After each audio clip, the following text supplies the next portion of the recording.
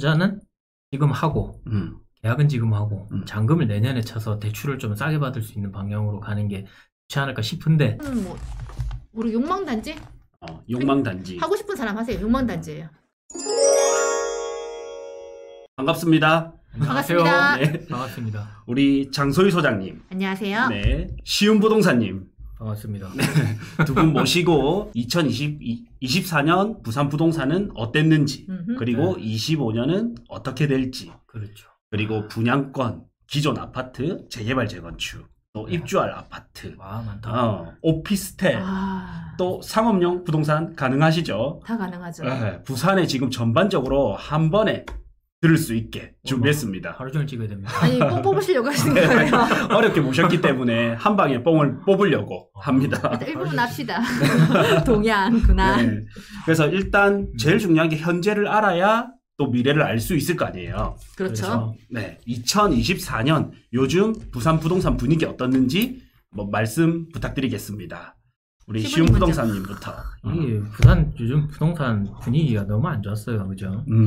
대출 때문에 지금도 안 좋은데 어차피 올해는 대출이 나갈 건 다 나갔기 때문에 금리가 계속 올라가요. 기준금리가 떨어져도 의미가 없다는 거죠. 그렇기 때문에 대출에 대한 기대는 걸지 말고 올해는 그냥 끝났다고 보시면 되고, 투자는 지금 하고 계약은 지금 하고 잔금을 내년에 쳐서 대출을 좀 싸게 받을 수 있는 방향으로 가는 게 좋지 않을까 싶은데 사람들은 무서워요. 내년에 혹시 안 풀리면 어떡할까? 그러게 돼요.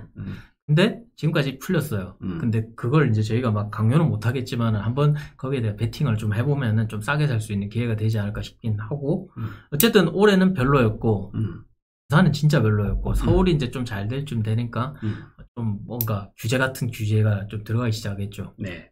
그건 의도하진 않았지만 대출 규제죠, 결국에는. 그래서 이번에 그 특례 규제가 국책이죠. 그 국가에서 이제 제공해주는 특례 대출이 워낙 많이 나가면서 진짜 필요한 사람들이 대출을 못 받는 상황이 좀 온 것 같아요. 그게 좀 짜증나요. 부산이 이제 올라가려고 시동을 거는 그 찰나에 대출이 찬물을 끼얹어서 망한 사이즈. 네. 그러면 만약에 대출 규제가 없었다면 지금은 조금 더 분위기를 타고 지금 살짝 올라가고 있는 그런 상황이라고 저는 생각을 하는데, 그래서 그걸 이제 내년으로 미뤄서 기대를 해봐야 되는 거죠.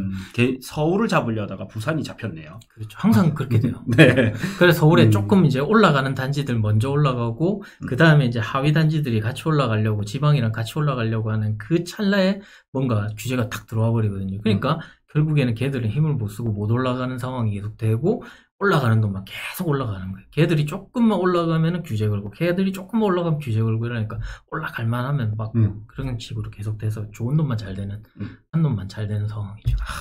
우리 또 장 소장님께서는 현장에서 엄청 활발히 활동 중이시잖아요. 네, 중계 열심히 하고 있습니다. 네. 그럼 현장 분위기는 좀 어땠나요? 24년도.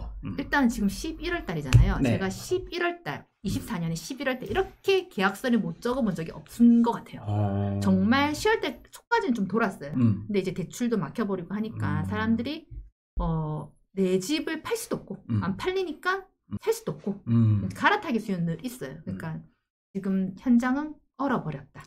또 매수자분들도 조금 더 싸게 살려고 이제는 또 기다리는 상태. 비교해본다. 근데 또 현장에서 가면 또 시세보다 좀 더 많이 싸다, 2, 3천 원 싸다 하면 또 거래가 되고, 물건 가격이 따라 다르겠죠. 네. 5천 정도 싸다 하면 6억대 아파트는 바로 거래되고 그런 상황이에요. 현재는 좀 멈춰 있고 한 2, 3천 싸면 매수 대기자는 또 있는 상태네요. 그러니까 그게 6억대 아파트에서 2, 3천 싼 거고 최대 5천. 또 8억대 넘어가면 또 폭이 좀 더 커지길 바라고. 그렇죠. 이게 다르죠, 사람들이. 비율별로 싸줘야 되니까. 그게 이제 금매라고 느껴질 거니까. 금매라고 생각하고 하면 사람들이 또 사긴 사는데, 네. 그래도 또 활발하게 뭐 경쟁적으로 매수하고 그런 시장은 아닌 것 같습니다. 저는 또 어떤 코멘트를 했었냐면, 부산이 좀 올라가고 있다가 꺾였잖아요. 대출 규제 때문에. 그래서 오히려 그때 못 샀던 분한테는 지금이 또 기회가 될 수도 있지 않겠냐. 라는 이런 코멘트도 했었거든요. 지금 기회 맞아요. 기회 맞는데 아까 시부님 얘기하신 것처럼 베팅을 못 하시는 분들이 있으실 거고 항상 은행에서는 지금 돈이 있어요. 돈이 있어도 저희 손님은 은행에 보내니까 1금님께서 하는 말이 한 달 반을 기다려라. 한 달이 기다려라. 그래서 대출이 나온다라고 얘기를 해요. 하지만 지금 당장 돈이 필요해가지고 갔는데 그런 얘기를 하면 사람들이 이욕이 상실이 돼요. 그렇죠. 그러니까 돈은 있어요. 보시죠 은행에 뭐 이게 보너스 잔치를 한다. 네. 하지만 이제 전체 총량 가계 대출 총량 때문에 얘기를 한 거죠. 정부에서 대출을 더 이상 해주지 마라. 네. 그러면 이제 제일 궁금한 이제 11월이기 때문에 25년도는 앞으로 어떻게 될지. 25년. 전쟁이 되는 느낌. 찍어주세요. 우리 점을 쳐야 되나? 전 진짜 타로 카드 오늘 안 가졌네. 그래. 이거 점을 좀 쳐야 되겠다. 네. 여러분들이 이게 지금 시은 부동산님 표정을 못 보시는 거에 저는 너무 안타까워서 저는 옆에서 보니까 너무 재밌습니다. 25년 어떻게 보세요? 저는 25년은 조금 좋아질 것 같아요. 왜냐면 아까 말씀대로 분위기를 타려고 하다가 대출 규제 때문에 묶였잖아요. 그리고 서울 수도권과는 다르게 부산이 서울 수도권은 2번의 반등이 있었는데 특례 보금자리 때, 신생아 특례 대출 때 있었는데 부산은 없었거든요. 그래서 지금은 어느 정도 좀 빠진 상태라고 보기 때문에 내년부터는 조금씩은 움직일 것 같아요. 그렇다고 치면 지금 분양이 너무 많이 쏟아지잖아요, 부산에. 근데 또 이거는 또 우리가 분양 아파트 때 얘기를 해야 되니까. 저는 항상 이제 미분양 수익이랑 분양하는 걸 보거든요. 난 좀 걱정이 되긴 해. 그렇죠. 저는 이제 뭐 나중에 또 말은 하겠지만은 지금 이제 핵심만 말씀드리면은 내년은 분명히 올해보다는 좋을 거라는 확신은 있어요. 확신이 있는데 항상 그런 얘기를 하잖아요. 새집이 부족하다. 새집이 부족할까요? 아니? 넘치는 것 같은데 부산은. 나도. 서울도 솔직히 뭐 말하면은 살 집이 부족한 건 아니잖아요. 그러니까 싸고 좋은 새 집이 부족한 거지. 그냥 새 집이 부족한 건 아니라고. 그것만 하고 넘어갈게요. 네. 나중에 자세한 거는 이제 우리가 분석을 해주면 다시 얘기를 하면 되는 거니까. 그러면 올해보다는 좋을 것 같은데. 올해보다는 무조건 좋아지는데. 폭등까지는 아니다. 폭등은 앞으로 그런 건 없습니다. 무조건 양극화가 되기 때문에 옥석을 가리는 시기가 왔습니다. 네. 저는 상업용 부동산 하는 사람으로서 걱정이 되는 게 돈이 안 돌아. 내년 경기를 봐야 되는데 경기가 내년에 좋을 거라고 생각하세요? 아니 뭐 좋았던 적 없잖아요. 한 번도 없었는데. 근데 지금은 너무 안 좋은데? 맨날 그랬어요. 맨날. 근데 내가 부동산을 10년을 하면서 이렇게 상가 임대차가 안 나가고 무권리가 많이 쏟아진 건 처음 봤어. 난 IMF 때도 소리를 들었어. 진짜? IMF 때 중계를 안 해서 모르겠어. 미안해요. IMF 때도 경기가 어렵대. 어려웠잖아요. 근데 그 이후에는 이제 또 이제 리먼 브라더스 사태 또 터지고 난 다음에 힘들었잖아요. 그때는 또 IMF보다 더 힘들었대. 항상 힘들었대. 경제가 한 번도 막 이번엔 좋네라고 얘기를 한 번도 들은 적이 없기 때문에 계속 안 좋아지고 있는 거예요. 그러니까 거기에 우린 적응을 해야 되고 그 흐름을 따라가야 돼. 거기서 돈을 벌어야 되는 거예요. 그래서 거기서 돈을 벌어야 되는 건 맞아. 과거에 얽매일 필요가 없어요. 근데 나는 지금 계속 안 좋을 거예요. 곡소리가 너무 나는데 맨날 곡소리 났다니까. 그러니까 지금 사업자들이 돈이 안 만들어지는데 과연 집을 살까? 집 안 사고 그래서 분양가 사자. 그렇지. 소액 투자한다고. 전화 오잖아. 샀는데 잘 샀나요? 전화 오잖아. 그러면 얘기를 하잖아. 사기 전에 연락하시라고. 꼭 사고 난 뒤 연락하시라. 그렇지. 우리 통해서 사면 좀 좋을 텐데. 우리 그러면 동호수도 봐주고 할 건데 사놓고 계약 잘못한 것 같은데 다른 동호수 할 수 있냐요? 못하지. 그래. 물어주면 되지. 누가? 맥배상. 되나? 계약은 포기해야지. 그렇지. 그거에 대해서는 분양관 가서 많이 물어보는 질문을 하면 될 것 같아요. 네. 정말 많은 질문들이 오거든요. 우리 할 말이 너무 많구나. 네.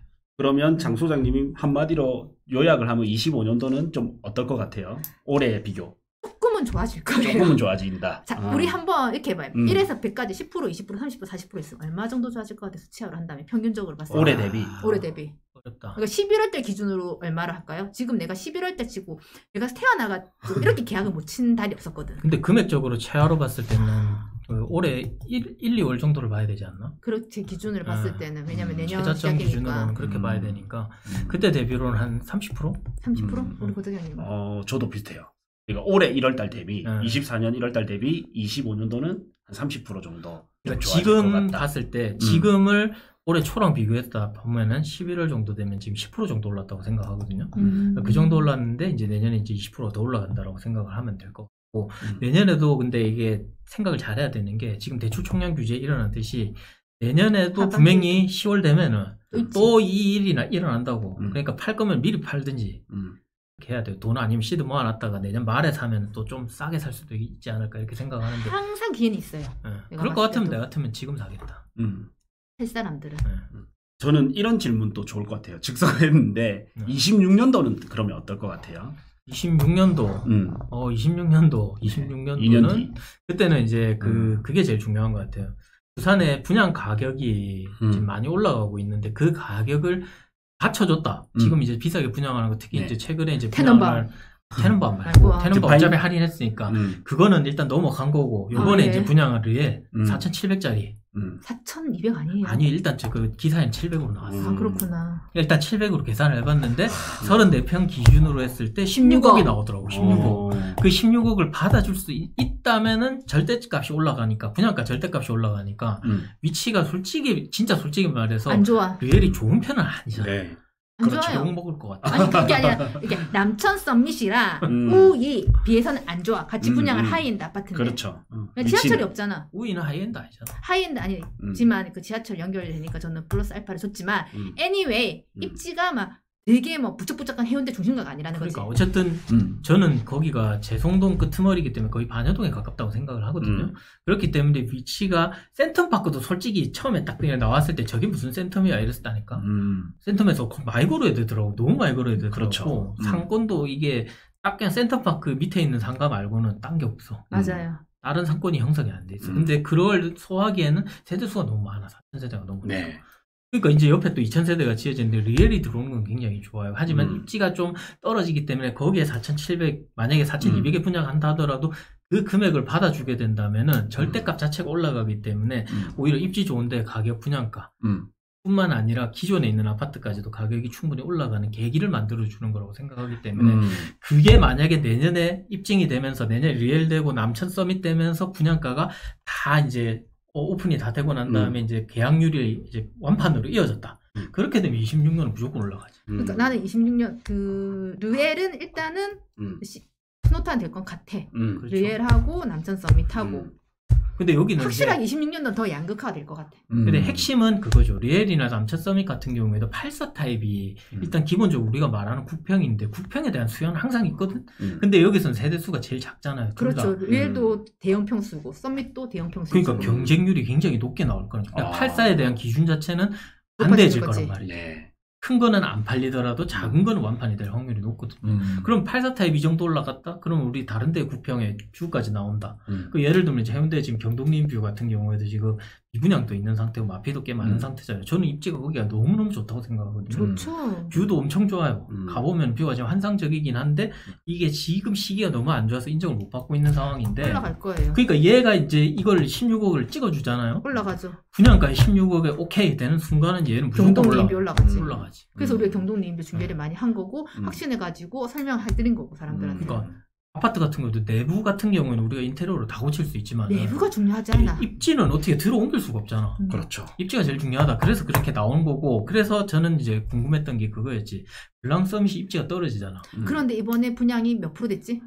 10%까지 다 됐지. 안심 보장제 때문에 80%가 되긴 했지만 그걸 몇 개밖에 안 했다고. 그래도 사람들이 샀다는 거잖아요.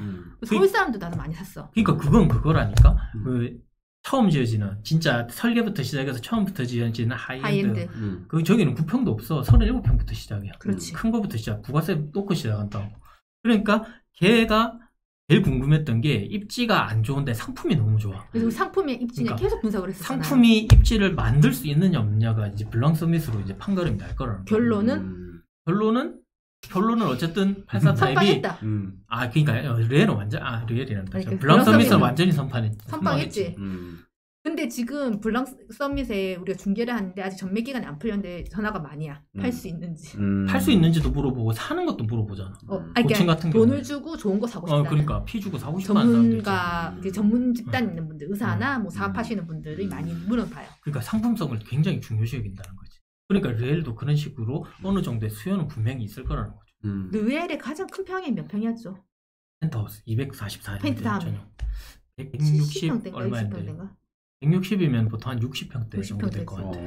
그게 평당 4,700, 4,500 놓고 계산해야 되나? 아이고 4,700원 봐야지. 어쨌든 뷰가 나올 거잖아. 큰 거는. 제일 좋을 건데 그걸 누가 살까? 어느 사람들이 살까? 선상님. 의사 선상님. 선상님들. LCT 차라. 그들만의 리그. 아무나는 못 사지. 못 사지. 아니, 나도 건물을 사겠다. 죄송해요. 제가 돈이 없어서 투자를 해야 돼가지고요. 그거는 저는 바닥에 이제 깔고 안 살고 저는 제가 월세 살면서 투자를 하는 성향이기 때문에 이거는 저는 되게 공격적인 투자자예요. 중개사이기도 하고. 그래서 다 달라요. 사실 투자자부터 먼저 하시고 중개사로 오신 거죠. 정말 공격적이에요. 저는 되게 안정적으로 해요. 너무 안정적으로 해서 좀 미쳤나 싶을 정도로 그래서 둘이서 되게 고민을 많이 해요. 네, 그래서 너무 재밌네요. 제가 강의료를 내야 될 것 같을 정도로 교집합을 찾으면 돼. 공격적인 거랑 안정적인 거에 교집합을 찾으면은 투자로서는 확실히 메리트가 있다. 그리고 저희는 지금 현재 하는 게 V분양 아파트를 계속 좀 제가 많이 요즘 찍고 다니는데 그 이유가 얼마나 나가는지 매주 확인을 해요. 그러면 그건 나중에 분양권이에요. 미안해요. 그러면 우리 장 소장님은 26년 어떨 것 같다? 26년요. 뭐 당연히 양극하고 분양가 높아질 거고 26년에 입주 아파트 많을 것 같은데. 저는 많다고 봐요. 그러니까 26년 입주 아파트가 많기 때문에 내년부터 입주하는 정말 재밌을 거야. 에코가 입주를 되게 많이 해. 그 26년 내년부터 입주가 줄줄이 들어가. 어마무시한 말. 25년 잠시였고 나는 26년에 실거주한 사람도 움직여도 좋을 것 같고. 에코 전세 2억도 나올 것 같아. 그러니까. 8사 기준으로. 26년에는 정말 재밌는 시장이 벌어질 거예요. 입주 아파트 때문에. 그러면 25보다는 좋을 것 같아요? 아니면 나쁠 것 같아요? 26이? 기회가 많을 것 같아, 26이. 아니면 더 양극화? 좋을 거라고 생각하죠. 일단은 기본적으로 인플레이션을 그냥 보면서 올라는 간다. 이 정도는 보는데 막 기대할 정도는 아닌 것 같아. 저는 투자자기 때문에 베팅을 잘 되고 올라가고 거기를 초점을 맞춰서 올라가는 아파트를 찾고 땅을 찾아서 가는 사람이거든요. 그러니까 항상 이제 경기를 얘기하는 게 되게 중요하고 수요와 공급도 중요한데 그 사이에 내가 너무 열심히 발표를 하면 무조건 금매가 떨어져요. 왜 우리가 경매를 하는데 싸게 살려고 하는 거죠. 그러니까 이게 우리가 그 흐름 투자라고 하잖아요. 단기 투자를 흐름 투자라고 하잖아요. 그치. 그러니까 우리는 흐름 투자를 그냥 계속 하면 돼. 그러니까 얼마나 비싸게 샀냐 싸게 샀냐가 중요한 게 아니라 내가 얼만큼을 남기고 파느냐가 더 중요하다는 거죠. 파는 게 너무 힘들더라. 그러니까 그 파는 것도 잘만 하면 얼마든지 할 수 있어. 그러니까 욕심을 버리면 돼. 지금 세금 때문에 그렇잖아요. 세금을 우리가 70% 내면서 팔기가 싫어서 더 갖고 가다 물렸잖아. 그렇죠. 완전 물렸지. 그러니까 그런 걸 없게 하려면 우리가 70% 세금을 낸다 하더라도 이 정도만 남으면 팔자라는 그런 기준을 만들어야 된다고. 결국에는 그 손해를 보는 사람이나 돈을 버는 사람이나 확실한 자기만의 기준을 정하고 들어간다는 거죠. 그런데 대부분의 사람은 기준이 없어요. 없죠. 기준을 가지십시오. 그리고 지금 막 찾아보고 발품 팔고 손품 팔면 할인 분양 아파트들 있거든요. 그런 것도 기회가 될 수 있으니까 찾아보세요. 그러면 이제 분양권으로 넘어가 볼까요? 26년까지 다 하는 거예요? 네, 오늘 다 해야지. 끝난 거 아니에요? 이제 끝날 건 지금 마지막처럼 얘기를 했네. 우리 오늘 이게 끝난 줄 알고. 이제 주목해야 될 분양 아파트. 저희 아무것도 모르고 그냥 알아서 왔는데 생각나는 거 있어요? 분양권 한번 보자. 이게 진짜 찐 이제 생각나는 분양권이 찐이거든. 부크TV 월 12,000원 멤버십에 오시면 직접 데이터 분석을 통해서 추천 아파트, 추천 토지, 추천 건물 꾸준히 올려드리고 있습니다. 지역은 부산, 서울, 경기도, 대구 이렇게 골고루 올려드리고 있기 때문에 요거 한 달만 하고 끊으셔도 되니까 필요한 분은 꼭 보시길 바라겠습니다. 고정 댓글 확인해 주시면 저희 신규 강의 현장 답사 참여 가능하니 고정 댓글 확인 부탁드리겠습니다.